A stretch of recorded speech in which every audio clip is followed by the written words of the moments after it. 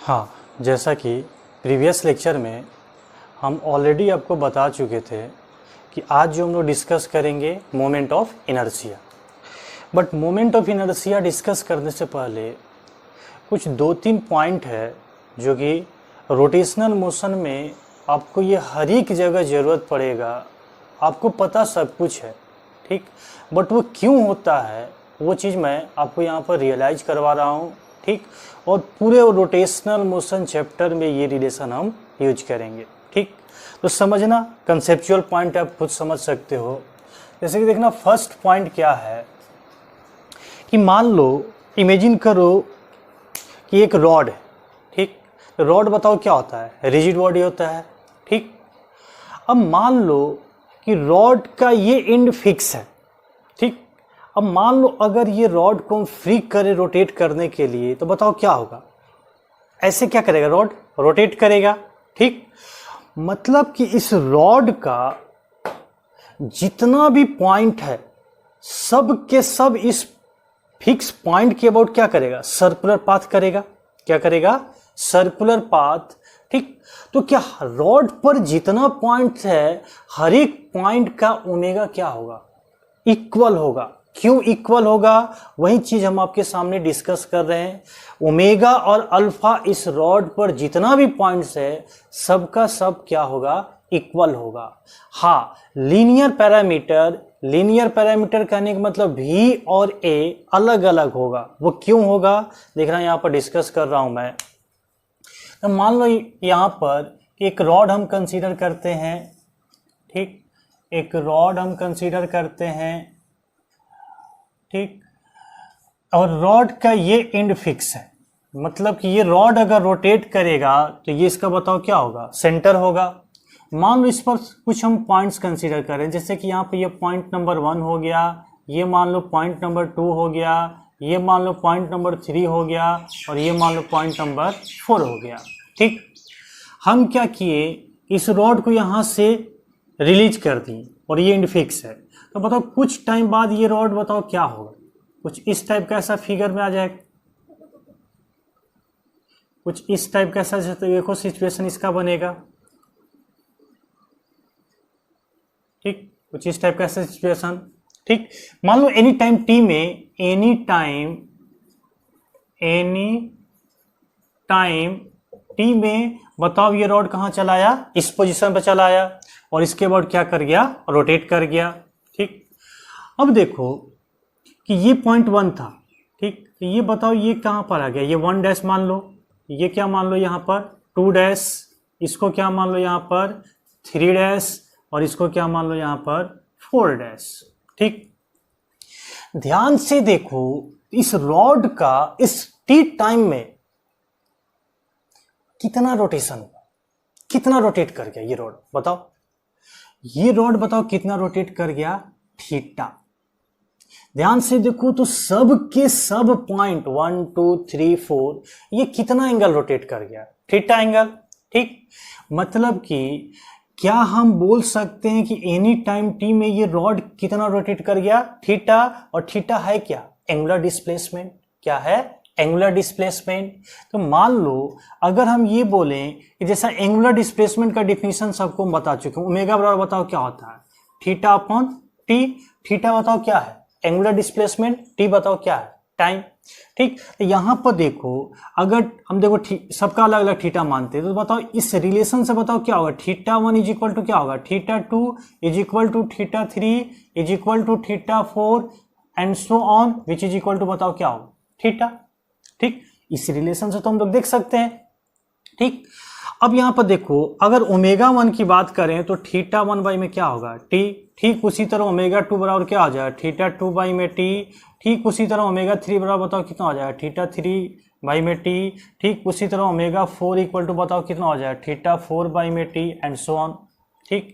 ध्यान से देखो कि अगर ये थीटा सबके लिए इक्वल होगा और ये वैल्यू इसमें पुट करोगे तो बताओ यहाँ से ओमेगा 1 इज इक्वल टू बताओ क्या होगा, omega 2 is equal to omega 3 is equal to omega 4 is equal to बताओ क्या होगा, ओमेगा, ठीक। मतलब इस रॉड है क्या, रिजिड बॉडी। ये रॉड क्या बताओ, रिजिड बॉडी, रिजिड बॉडी का देखना हर एक पॉइंट का एंगुलर स्पीड का वैल्यू क्या होता है, ऑलवेज इक्वल होता है, ये चीज याद रखना। ठीक उसी तरह अगर हम एंगुलर एक्सेलरेशन अल्फा की बात करें तो एंगुलर एक्सेलरेशन का फॉर्मूला बताओ क्या होता है, W बाई में T। और ध्यान से देखो तो सबके लिए ओमेगा 1, ओमेगा 2, ओमेगा 3 सबके लिए क्या है, इक्वल है। दिस इंप्लाइज बताओ यहां से अल्फा 1 इज इक्वल टू क्या लिख सकते हो, alpha 2 is equal to alpha 3 is equal to alpha 4 and so on. ये बताओ किसके बराबर होगा, अल्फा के बराबर। किसके बराबर होगा, अल्फा के बराबर। ठीक, तो मेन यहां पर देखना क्या यहां से पॉइंट्स निकल के आया, देखो इसको साइड में मैं लिखता हूं, क्या in any rigid body, in any rigid body in the rotational motion, in the, इस टाइप का बताओ रोटेशनल को क्या बोलते हैं, pure rotational motion. In the pure rotational motion each points या the value of omega, omega मतलब angular speed and alpha, alpha मतलब angular acceleration are equal in all points of the rigid body, of the rigid body, जैसा कि आप यहां पर देख पा रहे हैं। ठीक, क्या बताओ यहां तक सबको समझ में आया। बट यहां पर देखना लीनियर पैरामीटर आप इक्वल नहीं बोल सकते हो। लीनियर पैरामीटर देखो क्यों इक्वल नहीं बोल सकते हो,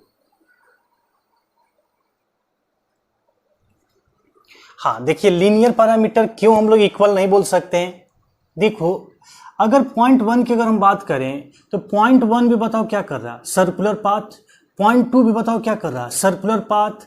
ठीक, देखो क्या डिफरेंस है, हर एक पॉइंट का जो सर्कुलर पाथ का जो सेंटर है वो बताओ ऑलवेज क्या है, ये है। तो मान लो अगर इसको हम सेंटर मानते हैं तो देखो एक का सर्कुलर पाथ देखो पॉइंट 1 का दिखा रहे हैं, ये बताओ क्या है, पॉइंट 2 का। ठीक उसी तरह ये बताओ किसका हो जाएगा, पॉइंट 3 का, एंड सो ऑन, बहुत सारा ऐसा सर्कुलर पाथ हमको मिलेगा। तो मान लो अगर पॉइंट 1 की बात करें, ये पॉइंट 1 मान लो। ठीक, जैसा कि सर्कुलर मोशन में सबको पता होगा कि कभी भी हम लोग को वेलोसिटी का डायरेक्शन निकालना रहता था तो बताओ क्या करते थे, ये पॉइंट 1 है, टेंजेंट ड्रॉ करो। ठीक, तो ये बताओ क्या मिल गया, v1, क्या मिल गया, मतलब पॉइंट 1 पर वेलोसिटी या स्पीड v1 बोल सकते हो। ठीक उसी तरह अगर यहाँ पर अगर निकालना होगा पॉइंट 2 पर तो बताओ ये क्या हो जाएगा, v2।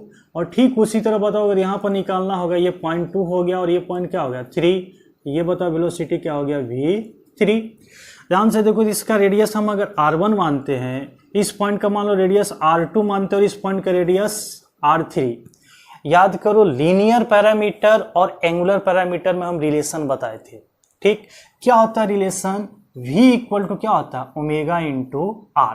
ठीक, हम अभी जस्ट प्रूफ किए कि किसी भी रिजिड बॉडी पर ओमेगा का वैल्यू बताओ क्या होता है, इक्वल होता है। ओमेगा का वैल्यू जब इक्वल है तो बताओ क्या वो भी किस पर डिपेंड कर रहा है, आर पर। यहाँ पर आपको दिख रहा है कि हर एक पॉइंट का रेडियस क्या है, अलग अलग है।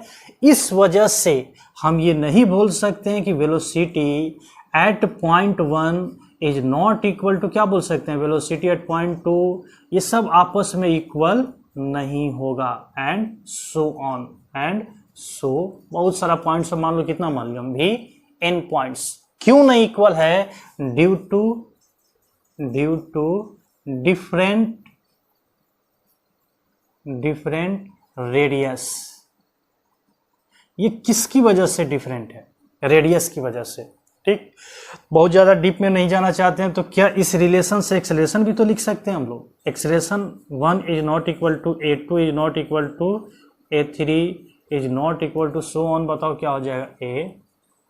ठीक, तो ये आपका लीनियर पैरामीटर है, और इससे पहले जो मैं बताया था वो क्या था, एंगुलर पैरामीटर्स। ठीक, तो जैसा कि मैं आपको यहाँ पर बताया कि कभी भी रोटेशनल मोशन पर अगर प्योर रोटेशनल मोशन है तो हर एक पॉइंट का उस रिजिड बॉडी में क्या इक्वल होता है, omega and alpha. Linear parameter क्या होगा, हर एक पॉइंट का डिफरेंट होगा अगर वो रेडियस का वैल्यू क्या हो, अलग अलग हो तो। ठीक, जैसा कि यहां पर हम लोग प्रूफ भी देखें।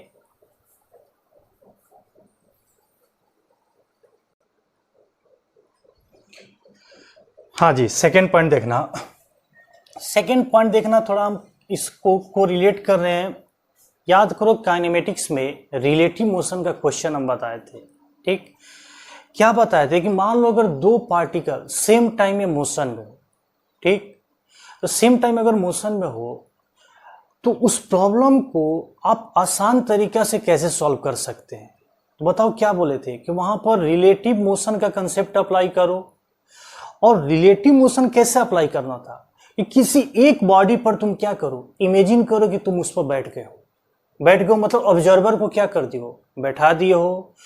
और एक ऑब्जेक्ट पर अगर ऑब्जर्वर को बैठा दिए हो तो दूसरा ऑब्जेक्ट बताओ कैसे मूव करता था, रिलेटिव मोशन से। और वहां से बहुत सारा प्रॉब्लम हम लोग आसान तरीके से सॉल्व किए थे। कुछ ऐसा ही टेक्निक यहां पर देखना, इस केस में अभी हम डिस्कस कर रहे हैं।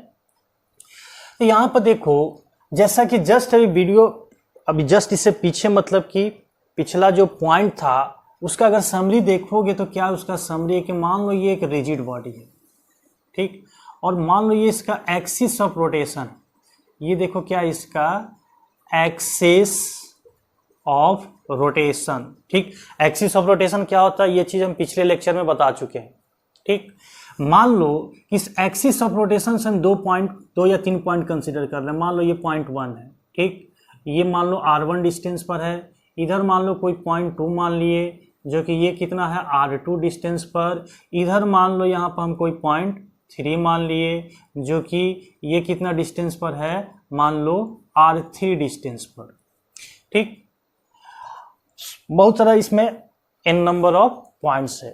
ठीक, अब यहां पर देखना कि अगर ये रिजिड बॉडी इस एक्सिस के अबाउट अगर रोटेट कर रहा है, इस एक्सिस के अबाउट क्या कर रहा है, रोटेट कर रहा है, तो रोटेट करेगा तो बताओ कौन सा पैरामीटर आएगा, ओमेगा, और क्या आएगा बताओ यहां पर अल्फा, और क्या आएगा बताओ यहां पर थीटा।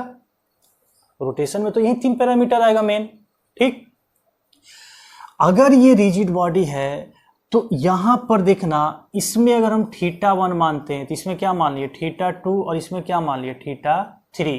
इसके लिए देखेंगे तो ω1, इसके लिए क्या हो जाएगा ω2, और इसके लिए क्या हो जाएगा ω3। इसके लिए α1, इसके लिए क्या होगा α2, और इसके लिए α3। ठीक, तो यहां से बताओ डायरेक्ट हम लोग क्या लिखेंगे, अगर ये रिजिड बॉडी है तो there must be satisfied θ1 is equal to क्या होगा θ2 is equal to θ3 in any time t। अगर ये इक्वल है तो क्या होगा ω1 is equal to ω2 is equal to ω3, और अगर ये इक्वल है तो क्या लिखेंगे α1 is equal to α2 equal to α3। मतलब कि हर एक पॉइंट इस रिजिड बॉडी पर जितना भी पॉइंट्स है सब के सब कैसे रोटेट करेगा, ओमेगा से रोटेट करेगा, और सब के सब का एंगुलर एक्सेलरेशन कितना होगा, अल्फा होगा। ठीक, ये अभी जस्ट पिछले पॉइंट में हम डिस्कस अभी किए। ठीक, अब जो देखो पॉइंट जो हम डिस्कस कर रहे हैं, ठीक, वो पॉइंट क्या है,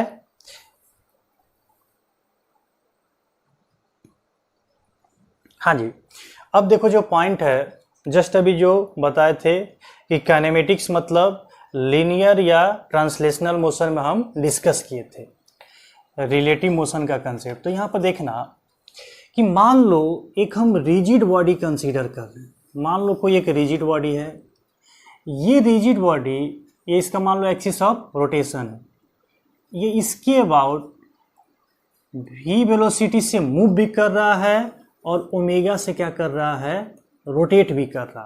ठीक, तो इस टाइप के मोशन को देखो हम लोग क्या बोलते हैं, कंबाइन मोशन। और कंबाइन मोशन क्यों है? क्योंकि यहां पर बताओ क्या हो रहा है, ट्रांस प्लस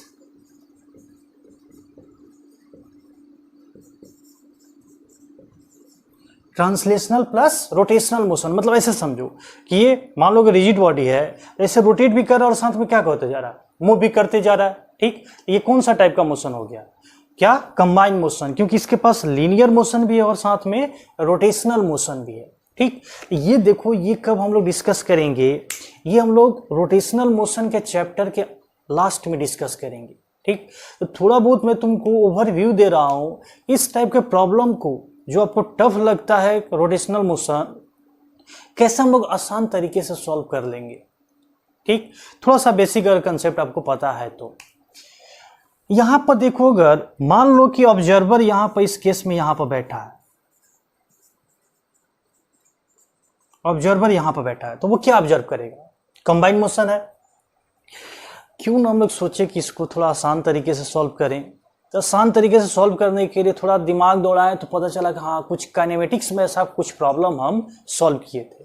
तो क्या किए थे कि ऑब्जर्वर को ही क्या कर देते थे, एक बॉडी पर बैठा देते थे। तो यहां पर भी कुछ ऐसा ही कंसेप्ट हम लोग अप्लाई करेंगे कि क्या करेंगे, देखो कि ये रिजिड बॉडी है, अब रिजिड बॉडी के एक्सिस पर ही क्या कर दे रहे हैं, हम क्या कर दे रहे हैं, ऑब्जर्वर को बैठा दे रहे हैं, रिजिड बॉडी के एक्सिस पर ही ऑब्जर्वर को बैठा दिए।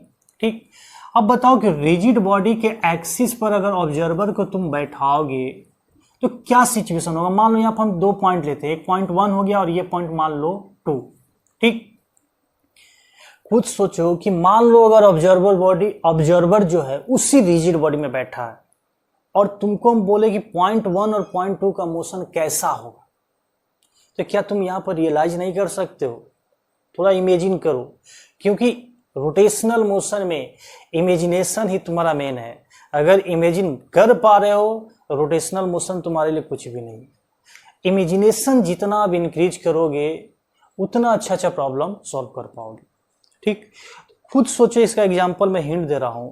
मान लो ट्रेन में बैठे हो, ठीक, तुम्हारे जस्ट बगल में कोई एक पर्सन बैठा है, तुम अपने रिस्पेक्ट में उस पर्सन को क्या ऑब्जर्व करोगे, रेस्ट में, जो कि एक्चुअली में बताओ ट्रेन क्या कर रहा है, मूव कर रहा है। ये रेस्ट में क्यों ऑब्जर्व कर रहा है, क्योंकि जो ऑब्जर्वर है वहीं पर बैठा, उसी फ्रेम में बैठा है। तो जैसे इस फ्रेम में हम ऑब्जर्वर को बैठाएंगे, इसका लीनियर मोशन क्या हो जाएगा, 0।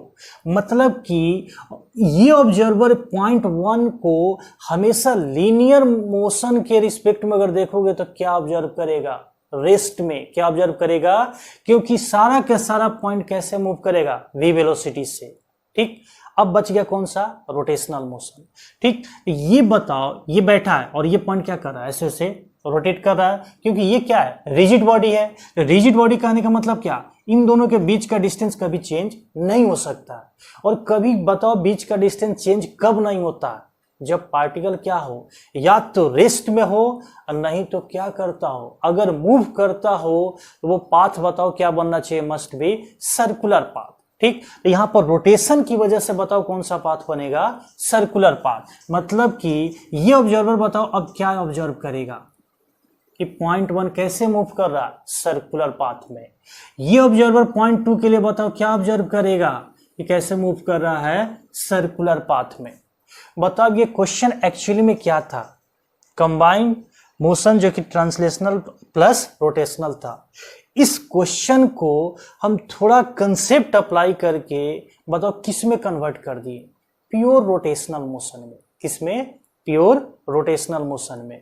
ठीक, ये अगर कन्वर्जन आता है आपको तो कभी भी अब ये क्वेश्चन जो होगा कंबाइन मोशन का, रोटेशनल का एक अच्छा क्वेश्चन फ्रेम होगा। अब उसको सॉल्व देखो कैसे करेंगे रोटेशनल से। ठीक, ये सब बेसिक पॉइंट्स अगर पता है तो आप कोई भी प्रॉब्लम को आसानी से सॉल्व कर लोगे। ठीक, यहाँ पर देखना, मोमेंट ऑफ इनर्शिया शुरू करने से पहले 2 बेसिक हम पॉइंट्स डिस्कस किए हैं। ठीक, इसमें से पॉइंट नंबर 1 तो मैक्सिमम जगह हम यूज करेंगे, डायरेक्टली फ्रीक्वेंटली उसको हम यूज करेंगे। ठीक, उसको फिर से एक्सप्लेन हम नहीं करेंगे। ठीक, अब हम लोग डिस्कस करने जा रहे हैं मोमेंट ऑफ इनर्शिया।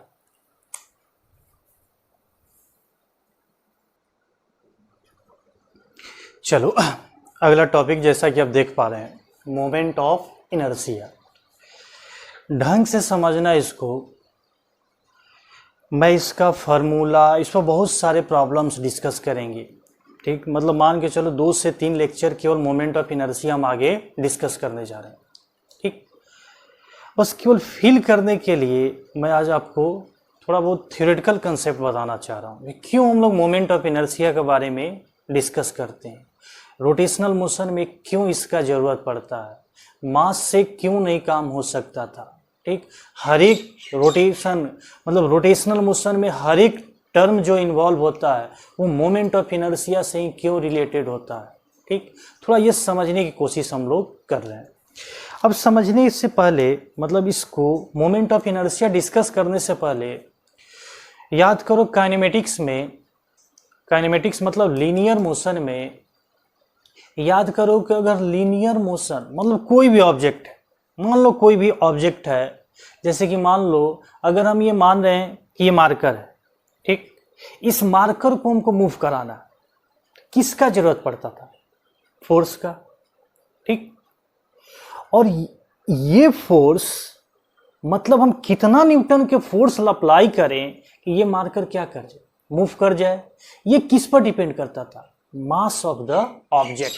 किस पर डिपेंड करता था? मास ऑफ द ऑब्जेक्ट पर। ठीक, इसी को अगर कोरिलेट करना चाहें तो एक टर्म आपने पढ़ा होगा, इनर्शिया। इनर्शिया बताओ क्या होता है, क्या करता है बताओ? विच इनर्शिया क्या होता है? इनर्शिया का ये टेंडेंसी होता है कि स्टेट को क्या करना, अपोज करना। तो यहां पर बॉडी का स्टेट क्या हो सकता है? या तो रेस्ट में हो सकता है, नहीं तो मोशन में, और तीसरा टाइप का भी इनर्शिया पढ़े होंगे डायरेक्शन के लिए। ठीक, तो हम उतना ज़्यादा डीप में हम नहीं जा रहे हैं। मतलब कि अगर ये ऑब्जेक्ट मूव कराना है, ठीक, तो मूव कराना है तो कितना न्यूटन का हम फोर्स अप्लाई करेंगे। ठीक, मतलब कि यहां पर जो इनर्शिया होगा वो inertia which is directly proportional to, बताओ क्या होगा? Mass of the object. Inertia क्यों बोल रहे हैं? क्योंकि जब फोर्स अप्लाई करोगे तो इसका स्टेट क्या होगा? चेंज होगा। चेंज होगा कहने का मतलब क्या होगा? रेस्ट से मोशन में आएगा। तो ये बताओ, फोर्स या इनर्शिया ये किस पर डिपेंड कर रहा? मास ऑफ द ऑब्जेक्ट। ठीक, मान लो अगर यही मार्कर का मान लो मास 1 kg है, कितना फोर्स अप्लाई करना पड़ेगा? ठीक, दूसरे केस में मान लो कि यही मार्कर या ऑब्जेक्ट का मास 20 kg हो गया, बताओ किस केस में ज्यादा फोर्स लगेगा? ऑब्वियस सी बात है, जिसका ज्यादा मास होगा उसमें क्या होगा? उसका स्टेट चेंज कराने में ज्यादा फोर्स लगेगा, और ज्यादा फोर्स लगेगा कहने का मतलब कि वहां पर इनर्शिया का वैल्यू क्या होगा? ज्यादा होगा। ठीक, तो देखना यहाँ पर कि क्या बोलेंगे हम यहाँ पर कि मान लो एक लीनियर का एग्जाम्पल हम दे रहे हैं। जैसे मान लो एक लीनियर मोशन में एक ब्लॉक हम कंसीडर किए, और उस ब्लॉक का देखो मास क्या मान लिए? m। ब्लॉक का मास क्या मान लिए? m। ठीक, अब इस ब्लॉक का स्टेट हमको चेंज करना है। स्टेट चेंज करना मतलब कि अभी ये ब्लॉक रेस्ट में था और इसको हमको क्या करना है? मोशन में लाना है। तो मोशन में कैसे लाओगे? बहुत प्रैक्टिकल एग्जांपल, इस पर फोर्स अप्लाई करोगे। Force indirectly proportional to inertia. ठीक, तो जितना ज्यादा मास उतना क्या चाहिए? इसको लीनियर मोशन देने के लिए क्या चाहिए? उतना ज्यादा फोर्स। मतलब कि, और जितना ज्यादा फोर्स उतना ही ज्यादा क्या होगा? इनर्शिया। मतलब क्या बोल सकते हो कि inertia is directly proportional to, बताओ क्या होगा? Mass of the object.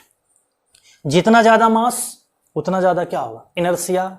अगर इसको सिंपल लैंग्वेज में वो डिफाइन करना चाहें तो कोई भी ऑब्जेक्ट को अगर लीनियर मोशन देना है तो जितना ज्यादा मास होगा उतना ही ज्यादा आपको क्या करना पड़ेगा? फोर्स अप्लाई करना पड़ेगा। हालांकि इसका एक दूसरा टर्म हम कोरिलेट करेंगे एनर्जी से भी।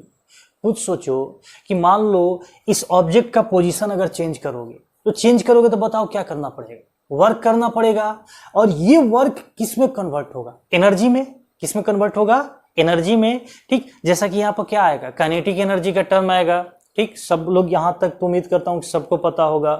ठीक, यहां पर खुद सोचो कि जितना ज्यादा मास उतना हमको क्या करना पड़ेगा? ज्यादा एनर्जी देना पड़ेगा। क्या?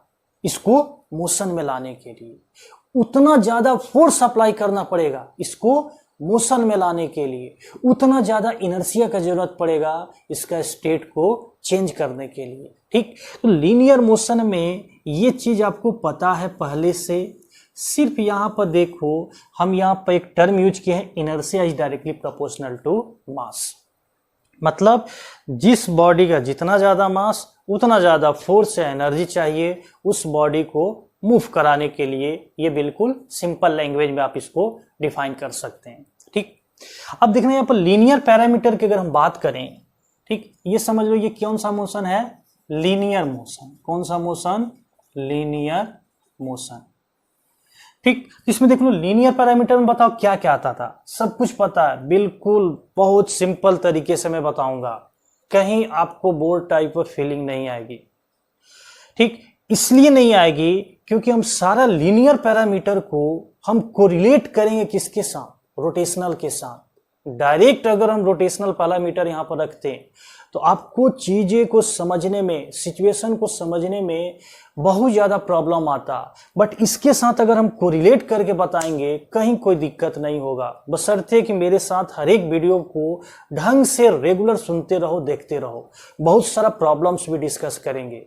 इतना मैं कर दूंगा कि रोटेशनल से अगर डरते हो, अब डरने की जरूरत नहीं है, इतना मैं तुमको बता दूंगा। तो बताओ इसमें लीनियर पैरामीटर बताओ क्या होगा। पहला तो टर्म आता है डिस्प्लेसमेंट, जिसको कैसे रिप्रेजेंट करते हैं, एस से। दूसरा बताओ क्या आता है टर्म वेलोसिटी। तीसरा बताओ क्या आता है एक्सेलरेशन। चौथा बताओ क्या आ सकता है पी। बताओ पी क्या होता है, लीनियर मोमेंटम। क्या होता है, लीनियर मोमेंटम। और पांचवा जो टर्म आ सकता है वो क्या होगा, फोर्स। एक जनरल हम लोग लीनियर में ये सब चीज हम लोग डिस्कस कर चुके हैं। क्या बताओ, डिस्कस कर चुके हैं। उम्मीद करता हूं सबको ये चीज पता होगा। अब थोड़ा समझना रोटेशनल के लिए। ठीक, तो रोटेशनल मोशन के लिए ढंग से थोड़ा, क्योंकि अब आपका आने जा रहा मोमेंट ऑफ इनर्शिया, थोड़ा सा इसके मतलब ये अगर टर्म आप समझ गए हो तो रोटेशनल में उम्मीद करता हूं बहुत ज्यादा दिक्कत नहीं होने जा रहा।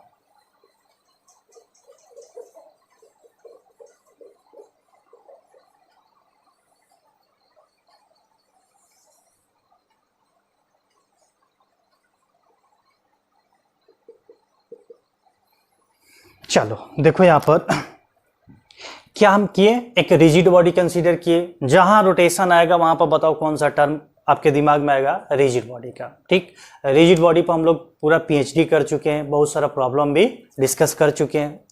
ठीक, अब इसमें देखो कि इसमें जो टर्म आता है, पहले जो टर्म आता है मोमेंट ऑफ इनर्शिया। अब तो थोड़ा बहुत आपको ये फील हो रहा होगा कि इसका नाम मोमेंट ऑफ इनर्शिया क्यों रखें, क्योंकि ये बताओ किस में जरूरत आता है, रोटेशनल मोशन में। और रोटेशनल मोशन में बताओ बॉडी क्या करता है, रोटेट करता है, मतलब मूवमेंट करता है। ठीक, उसी की वजह से यहां पर जो टर्म आया वो बताओ क्या आया, मोमेंट ऑफ इनर्शिया। इनर्शिया के बारे में तो आपको पता ही है। मोमेंट क्यों आया, क्योंकि रोटेटिंग इफेक्ट होने जा रहा है। कौन सा इफेक्ट होने जा रहा है, रोटेटिंग इफेक्ट होने जा रहा है। ठीक, समझ पा रहे हैं सब लोग। अब खुद सोचो, क्या लीनियर मोशन, मेरा बताना आंसर जो क्वेश्चन पूछ रहा हूं, क्या बताओ लीनियर मोशन बिना मास का आप एनालाइज कर सकते हो? क्या कोई भी प्रॉब्लम डिस्कस कर सकते हो बिना मास का? इमेजिन करो कि एक ऑब्जेक्ट है, उसके पास मास ही नहीं, क्या होगा? कोई भी फॉर्मूला तो फिट नहीं हो रहा है। ठीक, बिना मास का लीनियर मोशन हम लोग डिस्कस नहीं कर सकते हैं। ठीक उसी तरह बिना मोमेंट ऑफ इनर्शिया का रोटेशनल मोशन डिस्कस करना पॉसिबल नहीं है। ठीक, अब कुछ लोग के मन में ये सवाल आ रहा होगा, क्यों हम यहां पर मास के बारे में क्यों नहीं डिस्कस कर रहे हैं? जैसा कि लीनियर मोशन में क्या था, मास था। यहां पर मोमेंट, मास की जगह मोमेंट ऑफ इनर्शिया हम क्यों ले रहे हैं?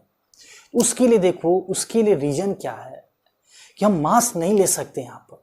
हाँ, moment of inertia is the combination of the mass and perpendicular distance. ये परपेंडिकुलर डिस्टेंस क्या होता है और क्यों आता है, वो चीज हम आपको अच्छे से अभी एक्सप्लेन करने जा रहे हैं। तो मोमेंट ऑफ इनर्शिया केवल मास पर डिपेंड नहीं करता है, वो एक और फैक्टर पर डिपेंड करता है। यही रीजन है कि सिर्फ यहां पर हम केवल मास नहीं ले सकते। ठीक, जैसे कि मान लो अगर हम आपको समझाने के लिए एक, देखना मैं एग्जांपल ले रहा हूं। ठीक, मान लो एक बोतल है। ठीक, ये बोतल है,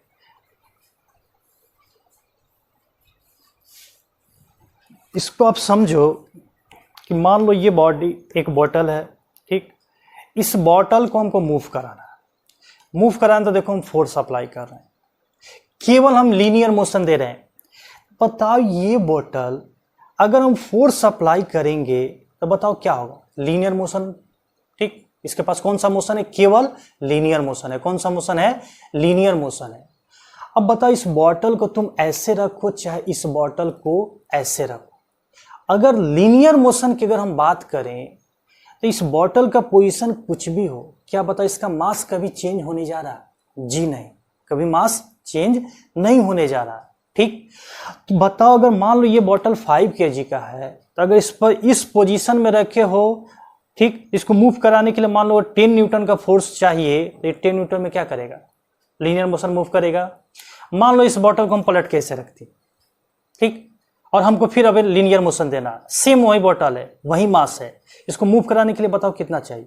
वही 10 न्यूटन का फोर्स।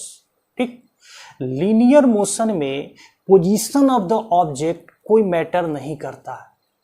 ठीक, चाहे किसी भी पोजीशन में आप रखो, सेम ऑब्जेक्ट को मूव कराने के लिए हर एक केस में उतना ही न्यूटन का फोर्स की आपको जरूरत पड़ेगा। बट रोटेशनल में, जो कि हम टर्म अभी क्या लिखने जा रहे हैं, मोमेंट ऑफ इनर्शिया, उसमें ऐसा नहीं है। क्यों नहीं है समझो। मान लो कि ये बॉटल है। ठीक, मान लो इस बॉटल को हमको रोटेट कराना है इस पोजीशन पर, ऐसे हम रोटेट करा रहे हैं। कैसे रोटेट करा रहे हैं हम? ऐसे रोटेट करा रहे हैं। ठीक ठीक, तो ऐसे जब रोटेट कराओगे तो इसमें मोमेंट ऑफ इनर्शिया का वैल्यू क्या होगा? कुछ और होगा। इसी बोतल को कोई बोल रहा है कि नहीं हम ऐसे नहीं रोटेट करेंगे, हम ऐसे रोटेट करेंगे। रोटेट कराओ, कोई दिक्कत नहीं, बट इसमें जो रोटेट कराने का जो तरीका होगा, जो वैल्यू होगा, जो मोमेंट ऑफ इनर्शिया का वैल्यू निकालोगे इस पोजीशन में, वो डिफरेंट होगा। क्या यहां पर बताओ दोनों केस में क्या डिफरेंट आपको देखने को मिला? क्या बताओ बॉटल का हम मास का वैल्यू चेंज किए? जी नहीं। क्या बॉटल का कोई कॉन्फ़िगरेशन हम चेंज किए? जी नहीं। क्या चेंज किए हैं? सिर्फ एक्सिस ऑफ रोटेशन चेंज किए। क्या चेंज किए हैं? Axis of rotation.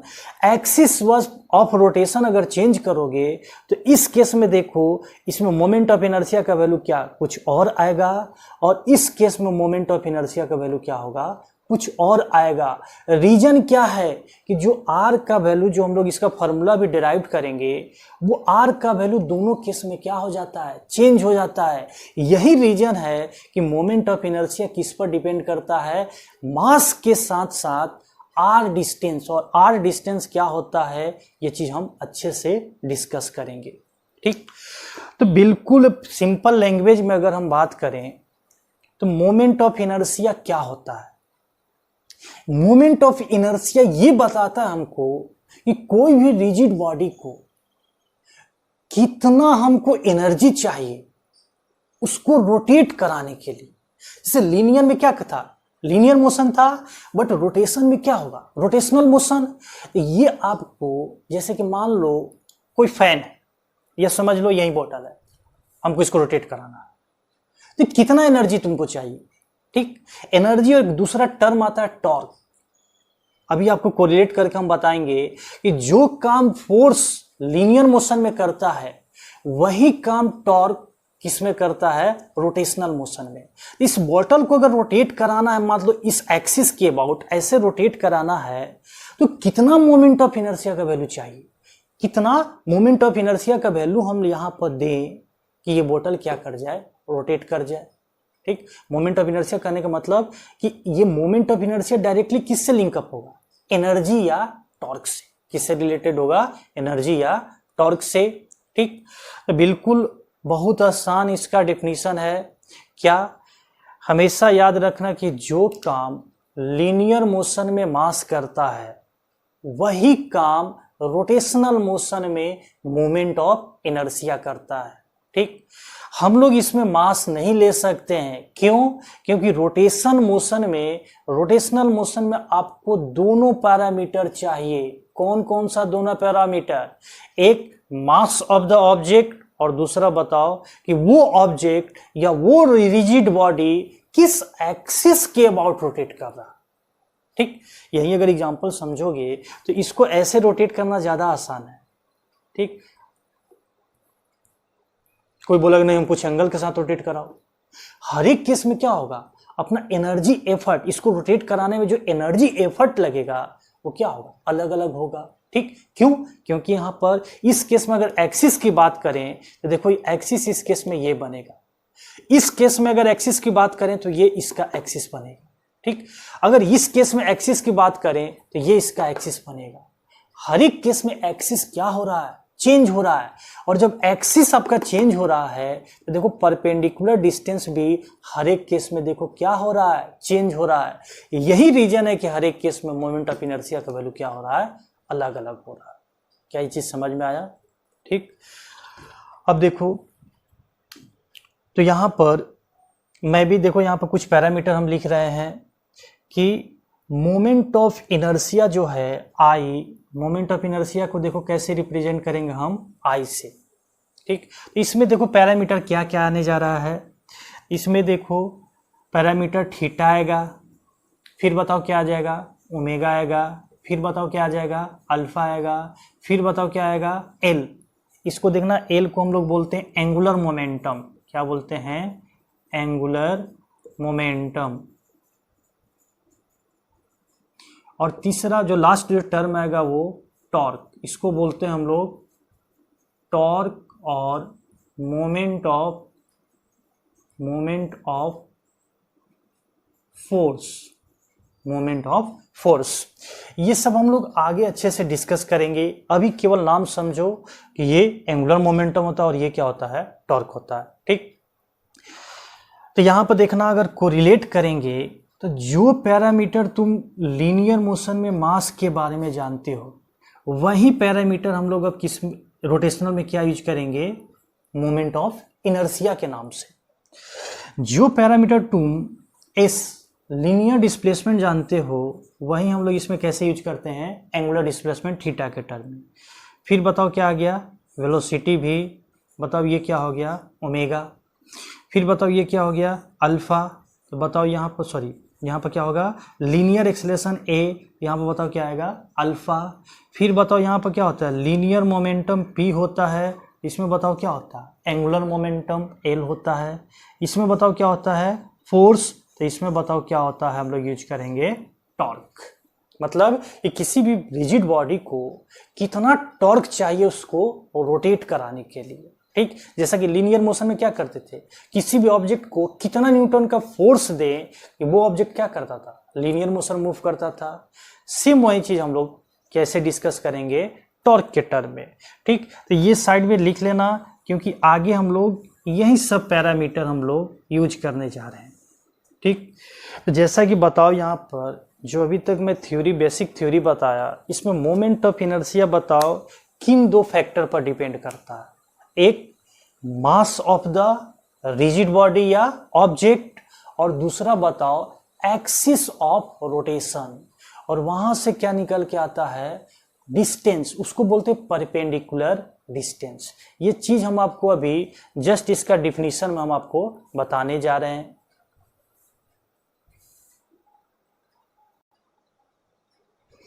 चलो थोड़ा सा इसको और फील करते हैं। देखो मान लो ये एक रिजिड बॉडी है, ठीक, और ये इसका क्या है बताओ, दिख पा रहा है, ये इसका एक्सिस होगा जो कि इसके प्लेन पर क्या है, परपेंडिकुलर है। ठीक, अब देखो मान लो ये रिजिड बॉडी रोटेट कर रहा है। ठीक, ये रिजिड बॉडी क्या कर रहा है, रोटेट कर रहा है। तो इस एक्सिस के अबाउट अगर ये रोटेट कर रहा है तो इसका मोमेंट ऑफ इनर्शिया का वैल्यू क्या हो, कुछ और होगा। ठीक, मान लो इसी बॉडी को हम अब क्या कर रहे हैं कि थोड़ा पोजीशन चेंज कर रहे हैं। जो पोजीशन चेंज कर रहे हैं मतलब एक्सिस ऑफ रोटेशन को देखो हम चेंज करते हैं। ठीक, तो क्या देखो इसमें हम चेंज कर रहे हैं कि एक्सिस ऑफ रोटेशन को देखो अब ऐसे हम रखते हैं, अब देखो इसके अबाउट रोटेट करा रहे हैं, इसके अबाउट क्या कर रहे हैं हम, रोटेट करा रहे हैं। अब खुद देख सकते हो इसके अबाउट रोटेशन थोड़ा मुश्किल है। क्यों मुश्किल है? क्योंकि यहाँ पर मोमेंट ऑफ इनर्शिया का वैल्यू क्या हो गया, चेंज कर गया। ठीक, अब वो वैल्यू कैसे कैलकुलेट करेंगे और वो वैल्यू किस पर डिपेंड करता है, वही चीज देखो मैं अब यहाँ पर आपके सामने डिस्कस कर रहा हूं। ठीक, तो यहाँ पर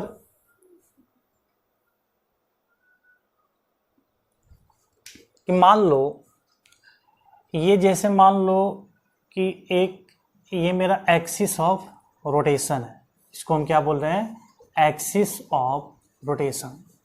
इस एक्सिस ऑफ रोटेशन से मान लो कि r डिस्टेंस पर एक ऑब्जेक्ट जिसका मास m है। ठीक, ये ऑब्जेक्ट क्या कर रहा है, ऐसे ओमेगा से रोटेट कर रहा है। ओमेगा से बताओ क्या कर रहा है, रोटेट कर रहा है। मतलब इसको ऐसे समझो आप कि इसको आप ऐसे समझो कि जैसे मान लो ये ऑब्जेक्ट है, ठीक, और यहाँ पर मान लो एक्सिस है, इसको समझ लो कि ऐसे मैं रोटेट करा रहा हूँ, ऐसे ऐसे रोटेट करा रहा हूँ। ठीक, ऐसे ऐसे रोटेट करा रहा हूँ। ठीक, ये मेरा एक्सिस है, ऐसा समझो ये एक्सिस है, इसके अबाउट ऐसे ऐसे हम इसको सर्कुलर पाथ में रोटेट करा रहे हैं। ठीक, अब देखो कि यहाँ पर एक चीज और थोड़ा समझने की कोशिश करना कि मान लो अगर मेरा एक्सिस यहाँ पर है, एक्सिस यहाँ पर है, बहुत आसानी से रोटेट कर रहा था, कोई दिक्कत नहीं था। मान लो एक्सिस यहाँ पर, मतलब ये क्या हो जाएगा, रेडियस हो जाएगा। क्या हो जाएगा, रेडियस। मान लो ये रेडियस हम बढ़ा दिए और बताओ इसको ऐसे से रोटेट कराएंगे तो बताओ क्या ये रोटेशन आसान है? खुद समझ सकते हो क्या चेंज हो रहा है, बताओ क्या इस बॉडी का मास चेंज हो रहा है? नहीं। क्या चेंज किए, परपेंडिकुलर डिस्टेंस चेंज किए। आप देख पा रहे हैं मास वही है, परपेंडिकुलर डिस्टेंस चेंज कर दिए, मोमेंट ऑफ इनर्शिया क्या हो गया, चेंज हो गया।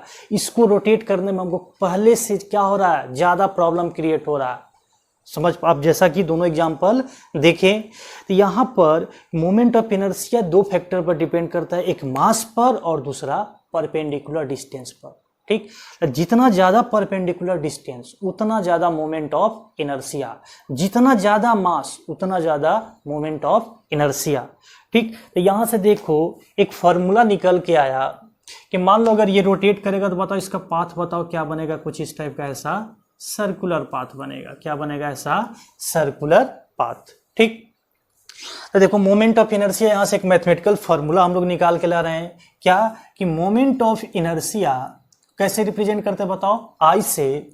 आई is directly proportional to mass of the object. ठीक, first equation. Also moment of inertia is directly proportional to R square. Also directly proportional to क्या होता है, आर स्क्वायर होता है। ये चीज देखना एक हम और फील कराएंगे अगला एग्जाम्पल में। ठीक, कि ऐसा क्यों होता है ये फॉर्मूला, अभी एज ए फॉर्मूला इसको आप समझने की कोशिश करो, क्योंकि जितना आर है, आर क्या है, रेडियस है, और ये रेडियस देखो होता क्या, ढंग से समझना। ये आर के बारे में देखो मैं बोल रहा हूं, यहां पर लिख दे रहा हूं, आर है क्या, R is the perpendicular distance from axis of rotation to the object. और जो कि यही आर किसके बराबर होता है, क्योंकि वो ऑब्जेक्ट क्या करेगा, सर्कुलर पाथ करेगा। तो ठीक, ये आर किसके बराबर होगा, रेडियस के बराबर। किसके बराबर होगा, रेडियस के बराबर। ठीक, तो यहां पे ये दूसरा इक्वेशन। अब दोनों इक्वेशन को कंबाइन करोगे तो बताओ क्या होगा कि I is directly proportional to M R square. Equation number 3।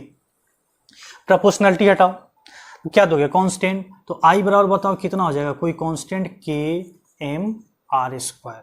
ठीक, यहां तक बताओ सब कुछ समझ में आया। वेयर के क्या है बताओ, कांस्टेंट है। यहां पर देखना मेंशन कर रहा हूं, वेयर के क्या है आपका, कांस्टेंट है, और एंड इट्स एसआई वैल्यू कितना ले रहा हूं, k equal to 1। S I value इसका बताओ कितना ले रहा हूं, k इक्वल टू 1। तो बताओ ये वैल्यू इसमें पुट करोगे तो फाइनली बताओ मोमेंट ऑफ इनर्शिया का वैल्यू बताओ कितना आ जाएगा, mr²। इसमें बताओ बताने की कुछ भी जरूरत नहीं है। m बताओ क्या है, मास ऑफ द ऑब्जेक्ट, ठीक, और r बताओ क्या है, perpendicular distance from axis of rotation to the object. इस एक्सिस ऑफ रोटेशन से इस ऑब्जेक्ट का क्या लेना है बताओ, परपेंडिकुलर डिस्टेंस लेना है, वही क्या होता है, r होता है। क्या बेटा यहां तक समझ में आया, कोई दिक्कत, ठीक। ये देखो मेरा मोमेंट ऑफ इनर्शिया का ये स्टैंडर्ड फार्मूला है एक ऑब्जेक्ट के लिए, ठीक। अब इसमें देखना बहुत सारा वेरियस टाइप का प्रॉब्लम हम लोग डिस्कस करेंगे, ठीक। तो ये फार्मूला मैं उम्मीद करता हूँ किसी को कोई दिक्कत नहीं होगा समझने में। अब इसमें देखना कुछ पॉइंट्स है जो कि बेसिक पॉइंट है, मैं लिख दे रहा हूँ यहाँ पर। देखना क्या फर्स्ट पॉइंट्स है क्या कि SI unit of moment of inertia, I का बताओ SI यूनिट क्या होगा, देख पा रहे हो जैसा। मास का बताओ क्या होता है, kg, और R क्या है, मीटर स्क्वायर। बताओ इसका CGS यूनिट क्या होगा, CGS यूनिट बता सकते हो, ग्राम सेंटीमीटर स्क्वायर। डायमेंशन अगर कोई आपसे पूछे मोमेंट ऑफ इनर्शिया का तो बताओ क्या हो जाएगा, बताओ इसको क्या लिखोगे, m, r क्या हो जाए, l के पावर 2 t के पावर 0। ये डायमेंशन क्या हो गया मोमेंट ऑफ इनर्शिया का, ठीक। मोमेंट ऑफ इनर्शिया देखो क्या होता है, स्केलर क्वांटिटी। एक्चुअली में देखो ये जो होता है वो टेंसर क्वांटिटी होता है। मैं बहुत ज़्यादा डीप में नहीं जाना चाहता हूँ। वेक्टर में पढ़े होंगे आप 3 टाइप का quantity, vector quantity, scalar quantity and tensor quantity. ये टेंसर क्वांटिटी बहुत कम जगह यूज होता है, ठीक। इसका मतलब क्या होता है कि ऐसा फिजिकल क्वांटिटी जिसके पास मैग्नीट्यूड भी हो, डायरेक्शन भी हो, मैग्नीट्यूड भी और डायरेक्शन भी हो, ठीक, बट ये वेक्टर रूल ऑफ एडिशन को फॉलो नहीं करता है। यही रीजन है कि टेंसर क्वांटिटी को हम लोग कैसे ट्रीट करते हैं, as a scalar quantity. Same यही कंडीशन मोमेंट ऑफ इनर्शिया के साथ भी है। याद करो वहां पर 2 एक्सेप्शन बताया गया होगा, एक करंट के पास दोनों चीज होता है, मैग्नीट्यूड भी होता है और डायरेक्शन भी, बट वो वेक्टर रूल ऑफ एडिशन को फॉलो नहीं करता है। यही रीजन है कि इलेक्ट्रिक करंट क्या होता है, स्केलर क्वांटिटी। और दूसरा एग्जांपल आपका मोमेंट ऑफ इनर्शिया। अरे मोमेंट ऑफ इनर्शिया निकालोगे तो क्या, एक फिक्स एक्सिस के अबाउट, मतलब का डायरेक्शन फिक्स है, बट ये वेक्टर रूल ऑफ एडिशन को फॉलो नहीं करता है। यही रीजन है कि ये बताओ क्या होता है, स्केलर क्वांटिटी।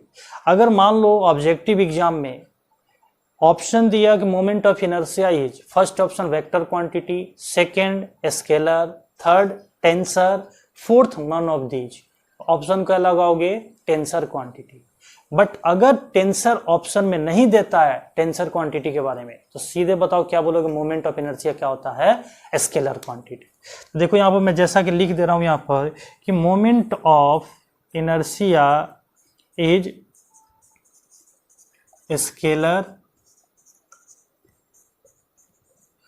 क्वांटिटी, ठीक। यहाँ ब्रैकेट में भी लिख देता हूं, देखो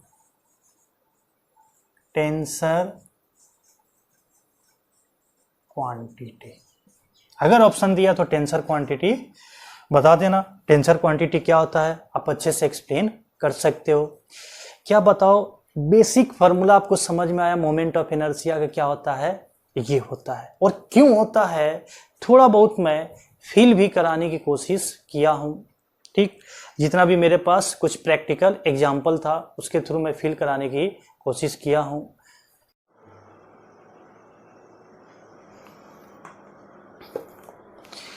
देखिए जैसा कि देख पा रहे हैं कि calculation of the moment of inertia, मतलब मोमेंट ऑफ इनर्शिया का कैलकुलेशन है। बता रहा हूँ मोमेंट ऑफ इनर्शिया कम से कम 2 से 3 लेक्चर चलेगा, ठीक।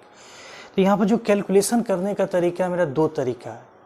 क्या कि फर्स्ट जो कैलकुलेशन करेंगे पॉइंट मास और डिसकंटिन्यूअस मास डिस्ट्रीब्यूशन बॉडी, और दूसरा क्या होता है कंटिन्यूअस मास डिस्ट्रीब्यूशन बॉडी। ठीक, तो पहले हम लोग डिस्कस करेंगे पॉइंट मास के बारे में और फिर उसके बाद डिस्कस करेंगे कंटिन्यूअस के बारे में। तो देखो क्या होता है, थोड़ा सा डिफरेंस हम क्रिएट करना चाहते हैं कि क्या दोनों में डिफरेंस है कि पॉइंट मास और कंटिन्यूअस में। तो समझने की कोशिश करना यहाँ पर कि मान लो ये एक बॉडी है कोई, ठीक, ये इसका एक्सिस है, मान लो कोई रिजिड बॉडी है, इसका एक्सिस है। मान लो कि इस रिजिड बॉडी के हर एक कॉर्नर पर हम लोग मास रख दिए, पॉइंट मास रख दिए, यहाँ पर एक रख दिए, एक यहाँ पर, एक यहाँ पर, एक यहाँ पर, ठीक। और ये जो रिजिड बॉडी है इस एक्सिस के अबाउट क्या कर रहा है, रोटेट कर रहा है, ठीक। तो इसके अबाउट, इस एक्सिस के अबाउट इस सब पॉइंट मास का अगर कॉम्बिनेशन बनाओगे तो क्या होगा, सिस्टम। तो इस एक्सिस के अबाउट इस सिस्टम का मोमेंट ऑफ इनर्शिया का वैल्यू कितना होगा, ये कैलकुलेट हम लोग करेंगे। अब देखो ये पॉइंट मास क्यों है, ध्यान से देखो, पॉइंट या फिर इसको और क्या बोलते हैं, डिसकंटिन्यूअस। एक मास यहाँ पर तो दूसरा मास बताओ कहाँ पर है, यहाँ पर है, मतलब कि दो मास के बीच में क्या है, डिसकंटिन्यूटी आ गया। क्या आ गया, डिसकंटिन्यूटी आ गया, ठीक। इसलिए ये सब मास को हम लोग क्या बोलते हैं, पॉइंट मास या डिसकंटिन्यूअस मास, ठीक। बहुत आसान लैंग्वेज में अगर इसको डिफाइन करोगे तो ऐसा मास का डिस्ट्रीब्यूशन जो कि दो मास के बीच में अगर डिसकंटिन्यूटी आ जाए तो उस टाइप के मास के डिस्ट्रीब्यूशन को हम लोग क्या बोलते हैं, पॉइंट मास या डिसकंटिन्यूअस मास डिस्ट्रीब्यूशन, ठीक। दूसरा बताओ कंटिन्यूअस। मान लो अगर यही होल आपका रिजिड बॉडी रहता, ठीक, अगर ये रिजिड बॉडी रहता तो बताओ हम क्या बोले थे कि rigid body is the combination of the points mass. यहाँ पर पॉइंट मास है, यहाँ पर बहुत सारा पॉइंट मास के कॉम्बिनेशन से क्या बना है, रिजिड बॉडी बना है। ध्यान से समझने की कोशिश करना, एक पॉइंट मास अगर यहाँ पर है, दूसरा पॉइंट मास यहाँ पर है, तीसरा यहाँ पर, मतलब बहुत कम डिफरेंस है। डिफरेंस इतना कम है हम उसको क्या मान के चले, नेग्लेजिबल मान के चल रहे। मतलब कि अगर कंटिन्यूअस और कंटिन्यूअस मास डिस्ट्रीब्यूशन की अगर बात करें तो क्या बोलोगे कि the distance between two point masses is very very less, means negligible. अगर ये नेग्लेजिबल हो जाए दो पॉइंट के मास का बीच का डिस्टेंस, तो बताओ यहाँ पर क्या होगा, कंटिन्यूअसली ऐसे मास क्या होगा, मूव करेगा, मतलब यहाँ से कंटिन्यूअसली ऐसे ऐसे मास डिस्ट्रीब्यूट करेगा, ठीक। कहीं पर ये डिसकंटिन्यूअस नहीं हो रहा है, क्यों, क्योंकि बीच का डिस्टेंस क्या है, बहुत बहुत कम है। तो इस टाइप के डिस्ट्रीब्यूशन को हम लोग क्या बोलते हैं, क्या बोलते हैं, कंटिन्यूअस मास डिस्ट्रीब्यूशन, जो कि हम ये चीज बाद में डिस्कस करेंगे। इसको सॉल्व करने का मेरा अलग तरीका होगा, और वो जो तरीका है वो क्या है, कैलकुलस मेथड। कैलकुलस आपका फिजिक्स में कभी पीछा नहीं छोड़ने जा रहा है। तो उसमें बताओ क्या आएगा, या तो डिफरेंशिएशन आएगा, नहीं तो इंटीग्रेशन आएगा, जो कि हम लोग अच्छे से जानते हैं, ठीक। तो पहले देखो पॉइंट मास के बारे में अगर डिस्कस करेंगे तो फर्स्ट देखो हम लोग डिस्कस कर रहे हैं पॉइंट मास के बारे में।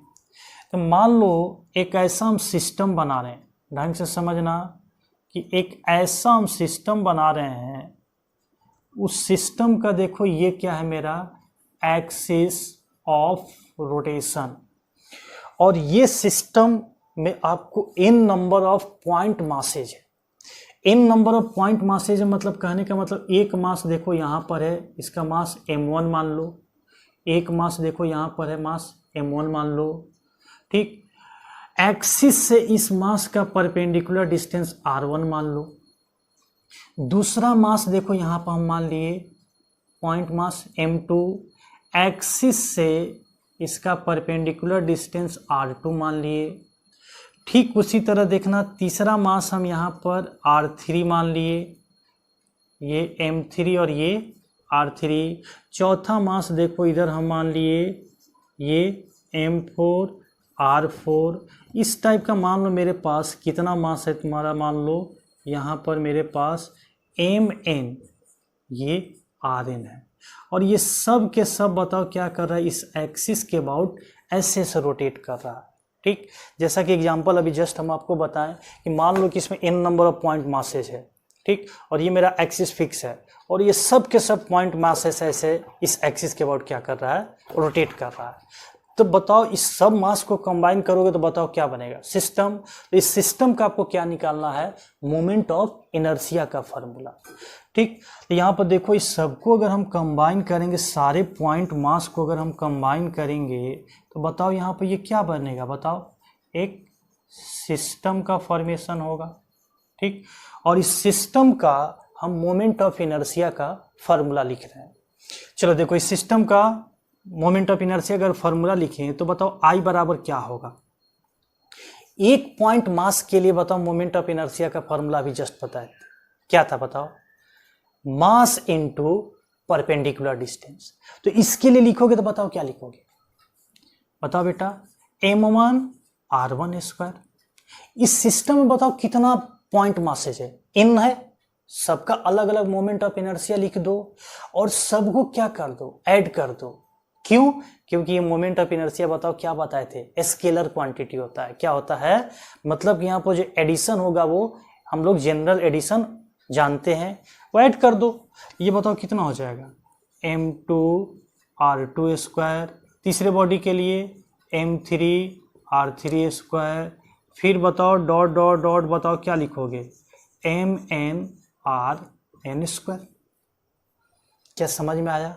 ठीक, अब इसका देखो वैल्यू लिखोगे तो बताओ इसको क्या लिख सकते हो, और थोड़ा सिंप्लीफाई फॉर्म में अगर लिखना चाहें तो क्या बताओ, यहाँ पर क्या बताओ इसको लिख सकते हैं समेशन का sign, summation M I R I का whole square where I is started from 1 to n। ये आपका जनरल फॉर्मूला हो गया, क्या बताओ, मोमेंट ऑफ इनर्शिया का।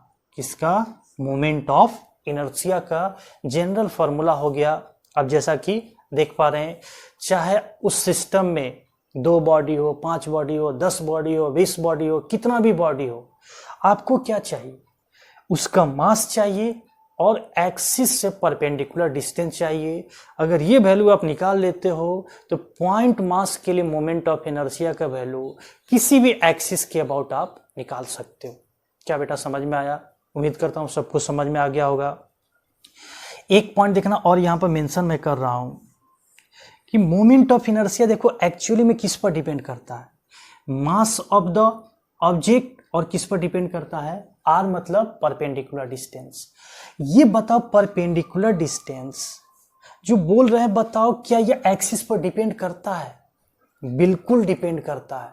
इमेजिन करो कि ये एक्सिस हम यहां पर न रख के यहां पर रख देते, क्या बताओ अब जो आर था, r1 जो था, क्या बताओ वो इक्वल होता, r1 चेंज हो जाता, r2 चेंज हो जाता, r3 चेंज हो जाता, मास वही है बट अब परपेंडिकुलर डिस्टेंस क्या हो जा रहा है, चेंज हो जा रहा है।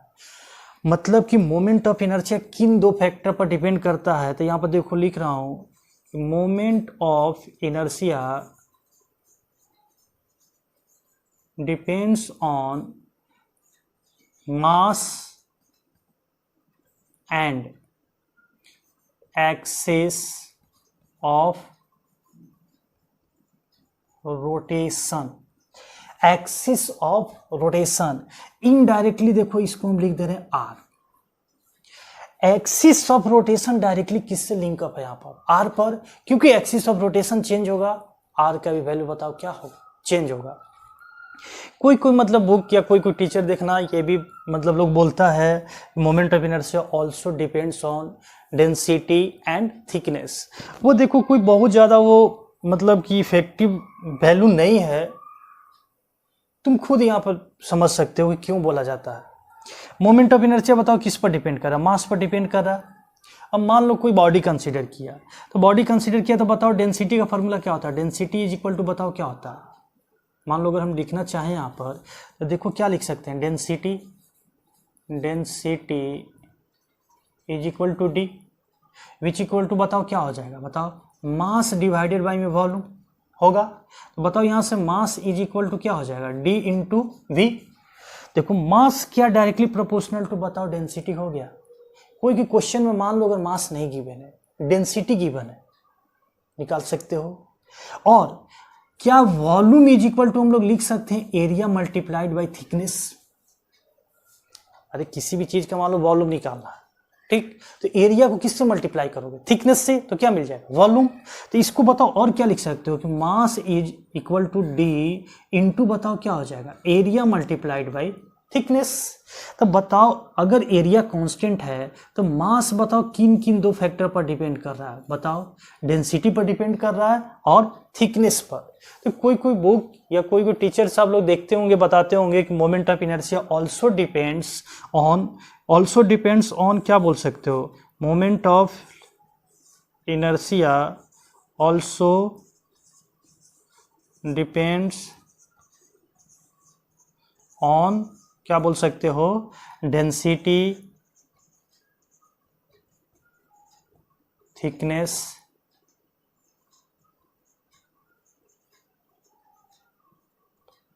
ठीक ठीक। तो मेनली हम लोग देखो यहां पर डिस्कस करेंगे मास एंड एक्सिस ऑफ रोटेशन, और ये इस पर भी डिपेंड करता है, ठीक। तो बेटा देखो पॉइंट मास के लिए हम फॉर्मूला डिराइव कर दिए हैं। नेक्स्ट वीडियो से अब आपका प्रॉब्लम शुरू हो गया, ठीक। तो अभी जो हम लोग डिस्कस करेंगे सिर्फ 2 से 3 लेक्चर मोमेंट ऑफ इनर्शिया, और मेन आपका जो इंपॉर्टेंट है वो कंटिन्यूअस मास डिस्ट्रीब्यूशन के लिए। ये बहुत अच्छे से हम आपको बताएंगे, क्योंकि यहीं से बहुत सारा टर्म आपको सेंटर ऑफ मास में भी यूज होगा, बहुत सारा टर्म्स आपका इलेक्ट्रोस्टैट में भी चार्ज का डिस्ट्रीब्यूशन, बहुत सारा टर्म्स आपका ग्रेविटेशन में भी जरूरत इसमें पड़ेगा, ठीक। नेक्स्ट क्लास में हम लोग और अच्छे से डिस्कस करने जा रहे हैं प्रॉब्लम, पहले पॉइंट मास के बारे में, फिर उसके बाद हम लोग बहुत सारा वैरायटी का क्वेश्चन सॉल्व करेंगे, ठीक। इसको अच्छे से रिवीजन करना, नेक्स्ट वीडियो में फिर कंटिन्यू करते हैं। Okay, thank you.